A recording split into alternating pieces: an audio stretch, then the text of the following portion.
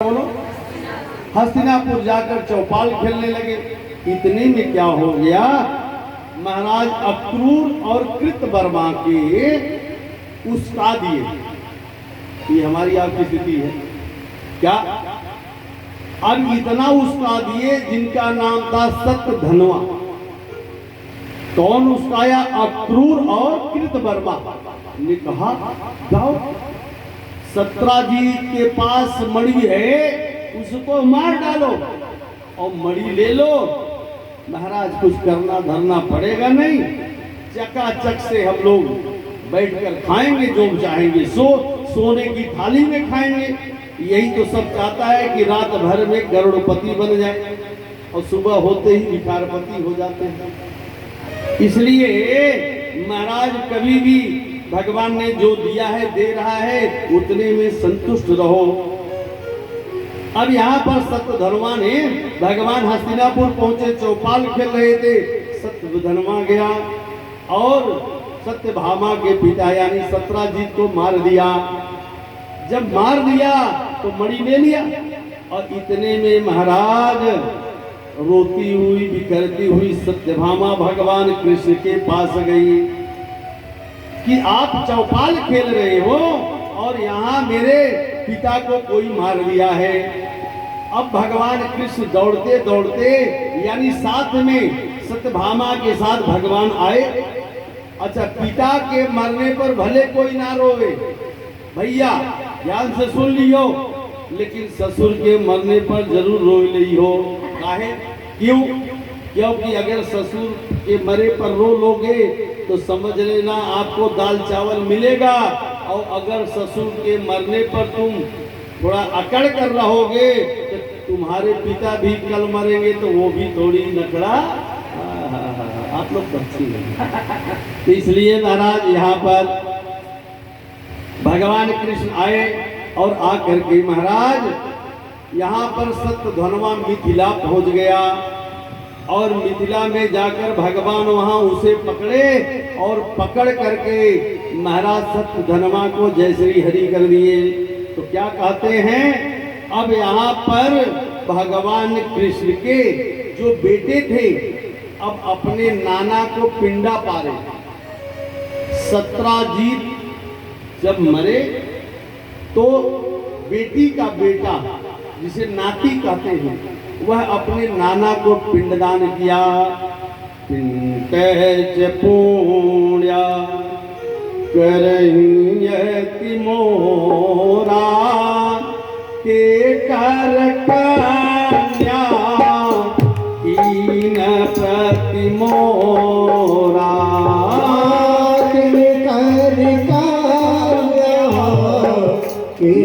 पति मोरा करतहि पिंड दान कर दीना ते कर पौत्र वैकुंठ कर दीना कर पौत्र वैकुंठ कर दीना। इतने में क्या हुआ महाराज, इतने में क्या हुआ कि यहाँ पर महाराज सत्राजीत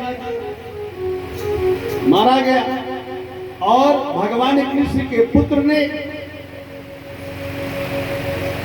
नाना होने के कारण से नाती अपने नाना को पिंडदान कर दिया। ध्यान से सुनना, नाना का पिंडदान कौन करता है? नाना का पिंडदान हम जब गया में जाते हैं, जैसे भागवत कर रहे हैं, तो जैसे तुषार जी ने अपने नाना, अब तो नहीं रहे ना, अब तो है नहीं ना, हाँ तो जान लिया, तो महाराज अपने नाना को उन्होंने भागवत सुना दिया। वैकुंठ बैठे परम सुख पाए ते कर नाती महासुख पाए। ते कर नाती महासुख पाए। जियत ही पौत्र ते ही पौत्र दीन असीसा धन पुत्र पौत्र परम सुख दीना।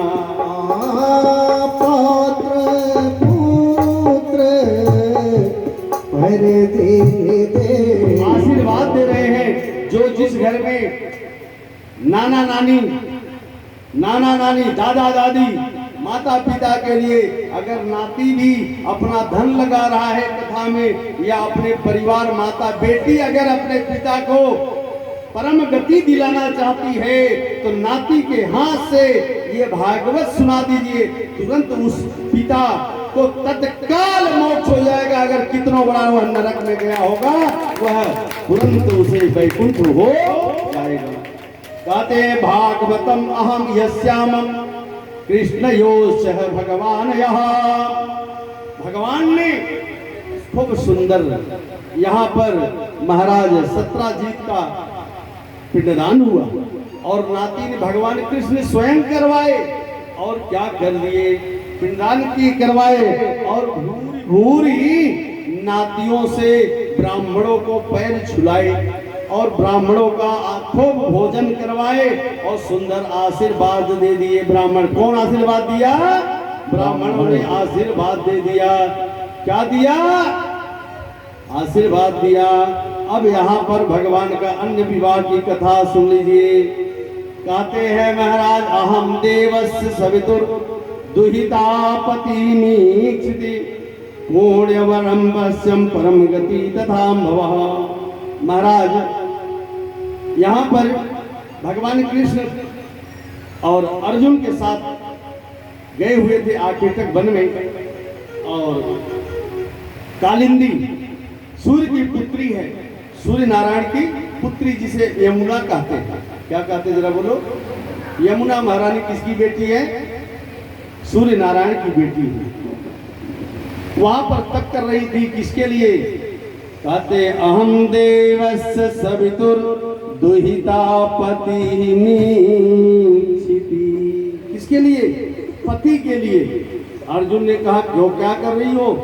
बोले महाराज मैं कृष्ण भगवान को अपना पति बनाना चाहती हूँ। तो अर्जुन ने कहा अब देर मत करो, अब देर, रथ पर बैठे हैं, जाओ माला ले जाओ, बस पहना ही दियो। भगवान कृष्ण वहां पर रथ पर बैठे हैं। कालिंदी विख्याता वसामि यमुना जले निर्मते भवने पिता यावच्चायुत दर्शना। क्योंकि मेरे पिता ने मुझे भवन दिया है, ये गंगा के नीचे ये जो जल बह रहा है इसी के नीचे मेरे सूर्य नारायण पिता ने भवन दे दिया है।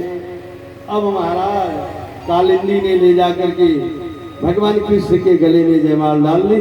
प्रेम से बोलिए कालिंदी मैया जय।